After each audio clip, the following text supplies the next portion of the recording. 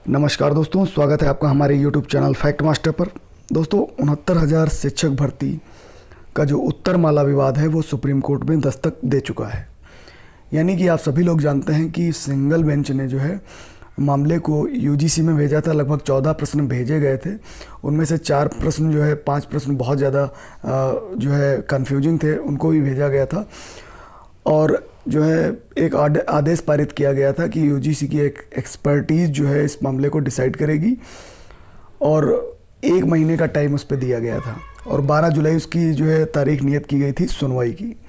लेकिन उसके बाद सरकार जो है डबल बेंच में चली गई और डबल बेंच में सरकार को राहत मिल गई और डबल बेंच ने ये कहा कि जो भ्रम की स्थिति है वो जो एग्जामिनेशन अथॉरिटी होती है उसके पक्ष में उसको लाभ दिया जाता है भ्रम की स्थिति में। और एक चीज़ और क्लियर कर दी कि जो सुप्रीम कोर्ट का आदेश हुआ है 21 मई और 9 जून का, उसी के सापेक्ष सरकार चाहे तो भर्ती कर सकती है। सरकार को ये लिबर्टी प्रदान कर दी डबल बेंच ने। अब दोस्तों यही प्रकरण जो है, ये उत्तरमाला विवाद का प्रकरण सीधे सीधे पहुंच गया है सुप्रीम कोर्ट। यानी कि सरकार ने जो मॉडिफिकेशन याचिका दाखिल की है उसी के साथ में संभवतः इसकी सुनवाई हो सकती है, क्योंकि मैटर सीधे सीधे 69,000 शिक्षक भर्ती से कनेक्टेड है। फिलहाल अभी कोई भी डेट नहीं सुनवाई की निश्चित हुई है।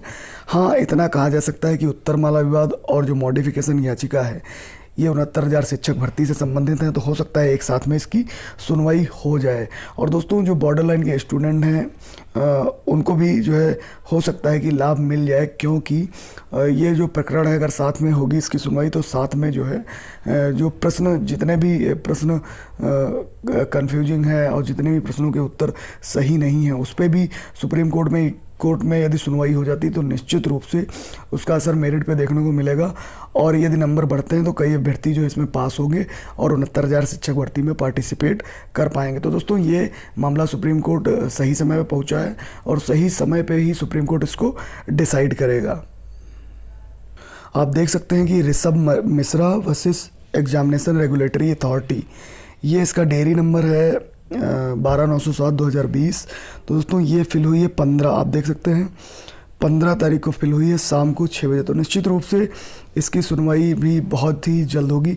हो सकता है मॉडिफिकेशन याचिका के साथ ही इसकी सुनवाई हो, क्योंकि मैटर जो है लिंक्ड हैं, इंटरकनेक्टेड हैं, तो साथ ही में सुनवाई होने की संभावना बहुत ज़्यादा प्रबल दिख रही है।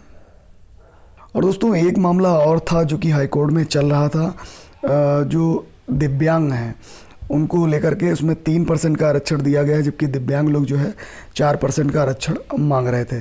तो इसको लेकर वो कोर्ट गए थे और कोर्ट में सुनवाई भी हुई है और कोर्ट ने नियुक्त पत्र को इस याचिका के अधीन रख दिया है जो दिव्यांगों की तरफ से 4% आरक्षण को लेकर पड़ी थी। यानी कि जो नियुक्त पत्र मिलेगा उस पर नीचे साफ लिख के आएगा कि भाई ये नियुक्त पत्र इस याचिका के अधीन है। ऐसा कुछ जो पिछली भर्तियां होती रहीं उसमें भी जो नियुक्त पत्र जब बांटे गए थे तो याचिका के अधीन कर दिया गया था।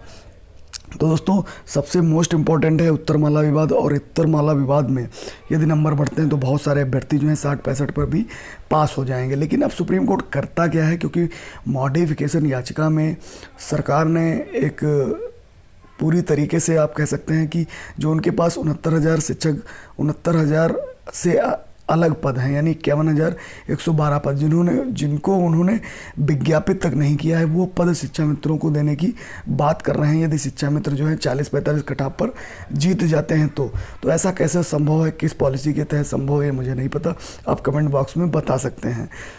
तो दोस्तों कुल मिलाकर के सरकार ने यहाँ पे ये भी बता दिया है कि हमारे पास अभी इतने पद खाली हैं। तो दोस्तों नेक्स्ट भर्ती भी इतने पदों पर हो सकती है, जो आने वाले स्टूडेंट हैं उनकी भी भर्ती जो है इन पदों पर हो सकती है। तो देखने वाली बात होगी कि सुप्रीम कोर्ट इस पर क्या डिसाइड करता है। इस प्रस्ताव को जो प्रस्ताव दिया है, इस प्रस्ताव को कहाँ तक जो है मॉडिफिकेशन याचिका में सुप्रीम कोर्ट मानता है, ये भी देखने वाली बात होगी।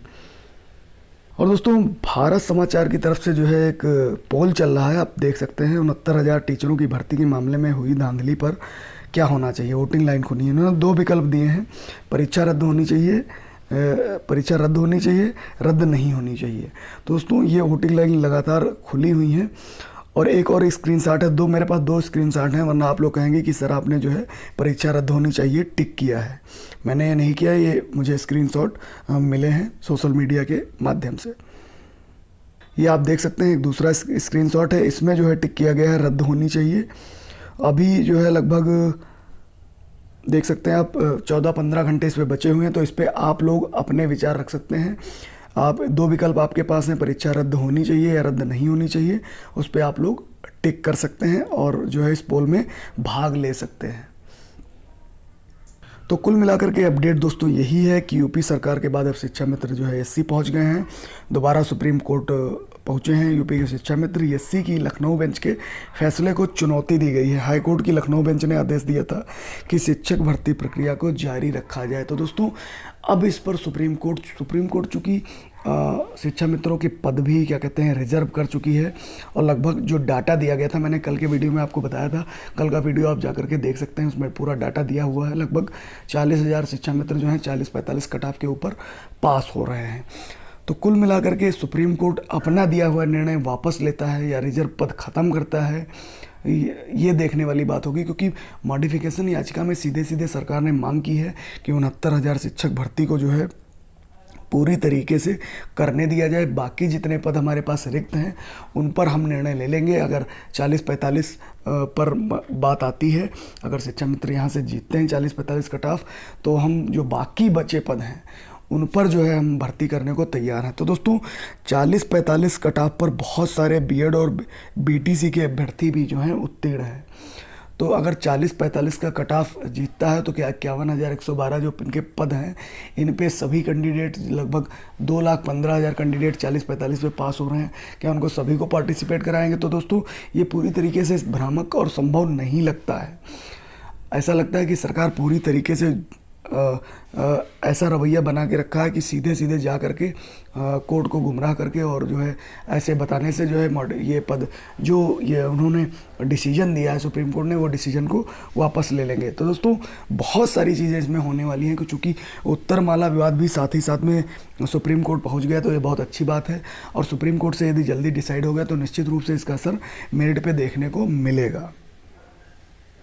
और उसमें कई सारे प्रश्न ऐसे हैं जिस पे कॉमन नंबर मिलने की संभावना बहुत ज़्यादा है।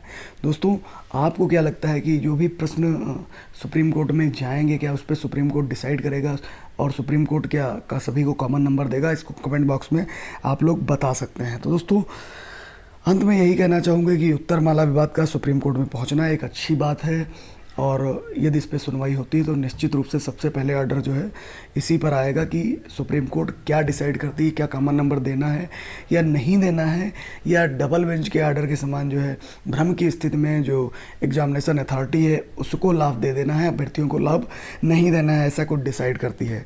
दोस्तों जल्द ही मिलेंगे एक नए इन्फॉर्मेटिव वीडियो में, तब तक के लिए नमस्कार।